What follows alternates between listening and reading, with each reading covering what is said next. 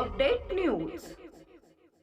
यवतमाळ वाशिम लोकसभा मतदारसंघाचे संजय देशमुख हे सध्या राजकीय चर्चेच्या केंद्रस्थानी आले आहेत। राज्यातील शिवसेना उभाटा गटातील 6 खासदार फुटीच्या उंबरठ्यावर असल्याच्या चर्चांना उधाण आलं असून त्यामध्ये संजय देशमुख यांचंही नाव घेतलं जात आहे। सूत्रांकडून मिळालेल्या माहितीनुसार संजय देशमुख हे कालपासून माध्यमांपासून दूर आहेत। उद्धव ठाकरे यांनी बोलावलेल्या बैठकीत ते प्रत्यक्ष उपस्थित न राहता ऑनलाईन सहभागी झाल्याची माहिती समोर आली।